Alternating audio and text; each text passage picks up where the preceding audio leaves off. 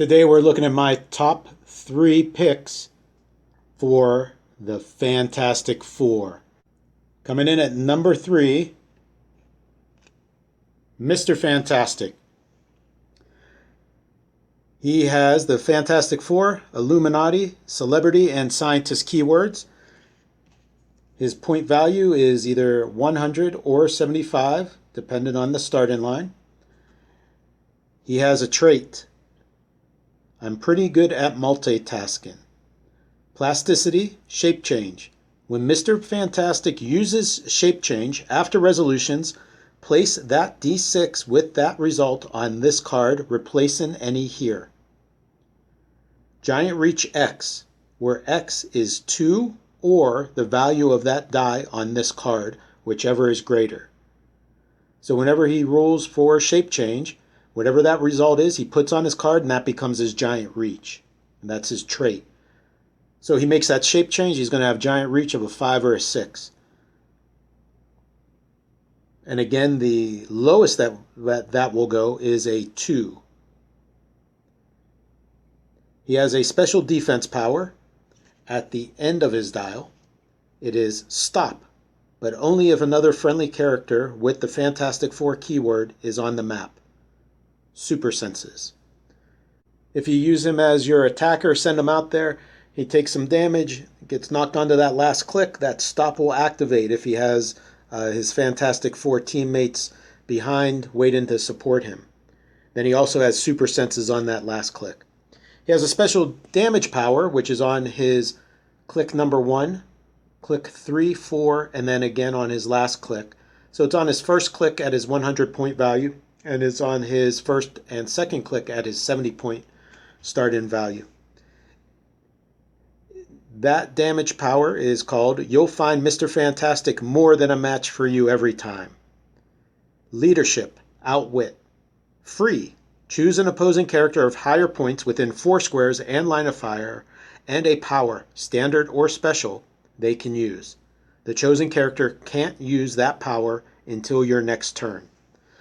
So this does a couple things. Of course, it gives you leadership, but then he has Outwit, in addition to the free, which is similar to Outwit. I can't use free.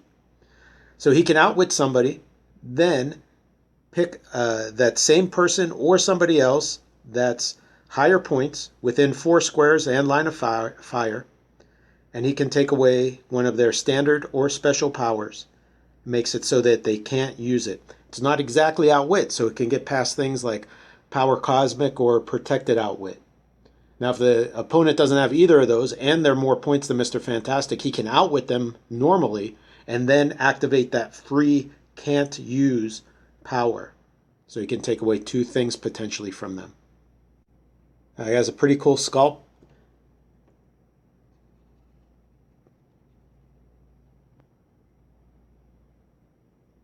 Let's take a look at his dial.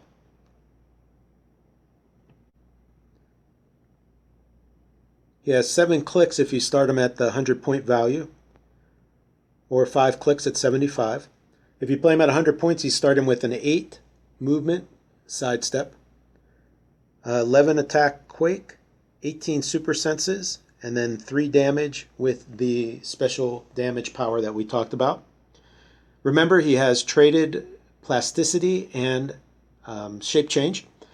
So you have some rollouts there. He has the super senses throughout his dial, and remember, it's going to be on that stop click at the end. So he has a rollout of super senses, and he has the rollout chance with shape change. So you got the 2 rollouts. Those 2 powers are a great combination. Super senses, shape change gives you some chances to avoid even becoming a target, and then being able to have a chance to evade. Coming in at number 2 is Invisible Woman, Sue Storm. She is also coming in at 100 or 75 points with the 2 start-in line options. Same amount of clicks as Mr. Fantastic. Starting at the 100 points, she would be 7 clicks long, or you can play her at 5 clicks for 75. She has a trait called Hide and Seek. Free. Choose one. Until your next turn, opposing characters can't target Invisible Woman unless they began their turn within 3 squares of her. Or, terrain markers are considered clear for line of fire this turn, if Invisible Woman is within 4 squares of them. She has a special defense power on her first click of the 100-point value, of her first and second click of the 75-point value, and at her last click. It is Barrier, Toughness, Willpower. When Invisible Woman uses Barrier, after resolutions, you may knock back 2 squares any number of opposing characters adjacent to those markers. She also has a special damage power on her last click, which is Stop, but only if another friendly character with the Fantastic Four keyword is on the map. Shape Change. So similar to Mr. Fantastic's, it's a stop click that activates only if another friendly character with Fantastic Four keyword is on the map. Reed had Super Senses on his. Sue has Shape Change on hers. Let's take a look at that trait and defense power. That's really what sets her apart and brought her in at my number 2. So let's break it down a little bit. On her trait, she can choose that she cannot be targeted unless the opponent began their turn within 3 squares of her. On her defense, she has Barrier, Toughness, Willpower. She starts with Sidestep also, so Sidestep is on that same click that has the defense power. When she uses Barrier, she can knock people back. So somebody that is more than 3 squares away, they can't target her. So they're going to come up and try to base her or get close. When they get close, she can throw up her Barrier, knock them back a couple squares. So even if they're based right next to her, she should be able to place her Barrier in a way that will allow her to knock them back 2 squares. Then she can sidestep to get back to 3 or more squares away from the opponent. So she's going to be tough to hit if she's played correctly.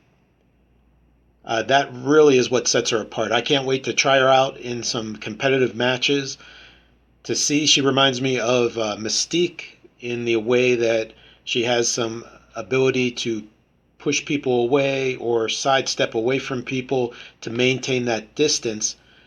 And she can't be targeted unless the opponent can figure out a way to close the distance and stick in that range. Okay, let's take a look at that dial.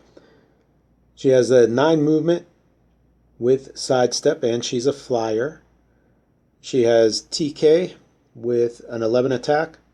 She has that special defense at a 19 value, and she has support with 3 damage. 5 range, 2 targets. I like her as a support piece. I like to put support pieces on my team. She would work well with the Fantastic Four, sitting back. Tough for people to base her. They can't target her from more than 3 squares away unless they started within 3. So she has everything that you're looking for in a support piece. She can barrier up. She can push people away. She has a solid attack value, so if one of her teammates gets hit, she will probably need a 6, 7, or less in order to try to support them and heal them back up. So an all-around pretty good figure. And my number 1 pick for the Fantastic Four top 3 is Human Torch. Johnny Storm is a great character in this starter set. He has a trait called Flame Trail.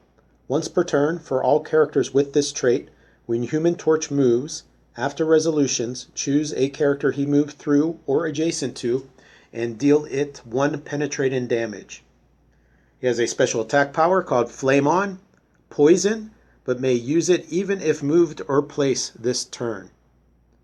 And he has a special defense power, which is stop, but only if another friendly character with the Fantastic Four keyword is on the map. Energy shield deflection. His improved movement is characters, so he can move through characters. He's also a flyer. I forgot to mention Invisible Woman. She had improved targeting, hindering, and Reed had improved movement, hindering, and elevation. Okay, but Human Torch is my number one pick. It's a character I can't wait to play. He has a bunch of different things that I enjoy in the teams that I build. His Flame Trail has wording that is similar to the Shredders, and looks like WizKids put in an additional sentence there that I think a lot of people wish was on the Shredders. So Johnny Storm can deal 1 penetrating damage to characters that he moved through or even adjacent to. But what they added in was the beginning, once per turn for all characters with this trait. So if you gave him sidestep or any other of the combinations that allow characters to move for free, this trait still only kicks in the one time. So those shredder strategies where you can sidestep them, ping somebody, then use another movement to ping somebody again, and then use some other trait or ability on your team to get them to move yet again and ping them again.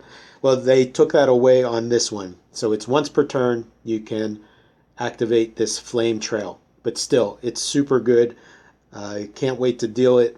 Deal free damage is always a good thing, especially if you don't have to roll for it. But then the ridiculous Flame On is great. The poison, but he can activate it even if he was moved or placed. So you could move through or next to opponents, ping them for the penetrating damage, then activate your poison. Now that trait's all throughout his dial because it's a trait. His special attack power is on click 2, 4, and 6. So it's not on any of his starting clicks. He also has the 2 starting lines like the other 2 that we looked at. So he has 100 points and 75 points.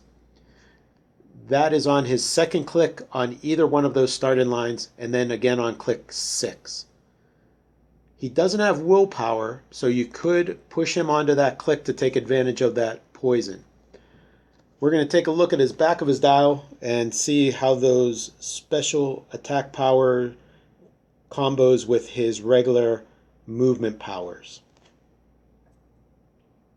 I think he has a really cool sculpt too, so let's take a look at that.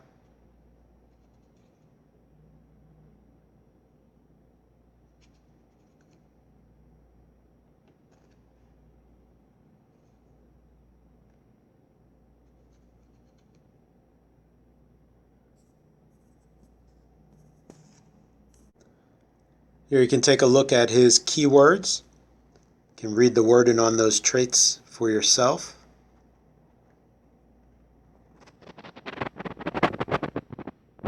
All right, let's take a look at the back of that card. All right, let's break down the back of that card. He has a 7 range, 2 targets. He flies. He starts with Run and Shot, Pulse Wave. Fantastic combination. On either one of his start clicks at 100 points, he's going to have a 12 attack and 11 attack if he starts at the 75, dealing 3 damage if you choose to Run and Shot Pulse Wave. He also has Range Combat Expert, so if you're already within range, you don't need to use that movement ability. You could pump up his damage if the opponent doesn't have anything that you want to get through with Pulse Wave. And if they have reducers or shape change or anything else, then you can use the Pulse Wave. So the options there are what makes him great. That's why I put him at the number 1. The trait is super cool, and it pairs up with Hypersonic on clicks 2, 4, and 6, and that 3 damage value. So nowadays that you can look at the back of people's cards, you can see how many clicks they have left. Johnny Storm has energy shield deflection and not great defense values, so you'd probably want to keep him away. But if you see somebody's card and you know how many clicks they have left, you could hypersonic through them, go adjacent, attack them, then activate his trait, which gives the penetrating damage to people that he's gone through or adjacent to, that he's moved through or adjacent to. Then you could activate that poison, so you can be dealing additional damage on top and above and beyond that 3 damage value. Put him on a team with a couple perplexers to boost up that damage value. He can hypersonic, deal some serious damage, ping for the penetrating, and then poison to finish them off, depending on what their dial looks like. Now, if they have reducers and things that won't allow you to do that poison, you could go through them, hypersonic, get some distance, take advantage of that energy shield, making him a 19 from range. It's a great character. Those are my top 3 picks. I hope you liked the video. Let me know if you agree, disagree, if you have any team builds that you can't wait to try out. I'm excited. I can't wait to put Human Torch on a team and cause all kinds of havoc. Now, you might ask yourself, is there an honorable mention? Should we have an honorable mention? But I'm sorry, this was top 3. So Ben, you're left out. Okay, I hope you enjoyed the video. And thanks for watching.